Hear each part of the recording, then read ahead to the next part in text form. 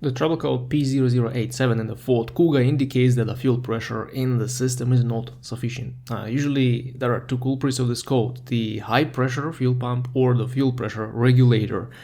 But before you spend quite a lot of money on parts, there are several other things to look at. First, if you see this code immediately after the fuel filter was replaced and the car still starts and drives without any power loss, you may simply clear this code. The thing is that when the filter is replaced, the engine is cranked several times to build up normal fuel pressure before it starts, and the computers will register the P0087 code in this case. This is not a fault, just the code that needs to be reset. Additionally, Ford control modules can retain this code for an extended period. Before spending money on repairs, try clearing the code using your diagnostic equipment and then check if it returns. Then the second issue that needs to be checked is the fuel filter. I've seen a clogged filter in a diesel Kuga cause this trouble code by reducing fuel pressure in the system. This happens quite often if you drive with an almost empty tank and all the trash from the bottom of the tank is sent to the filter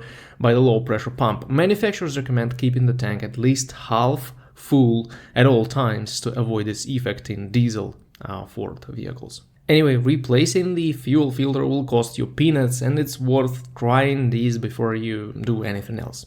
Especially if your Kuga still starts and drives with this code but has low power and efficiency. If your vehicle won't start and has this P0087 code, the most likely culprits are the fuel pumps. If you're in a silent place, try turning on the ignition when you are in the car and listen to the quiet buzzing noise from the fuel tank. If you hear it, the low pressure fuel pump is likely working and the problem is in the more expensive high pressure pump. But if you don't hear this buzzing noise, the pump in the tank will require replacing. Also, the fuse for the fuel pump will need to be checked. Unless you can spot the problem at this point, you should have the vehicle inspected by a professional mechanic.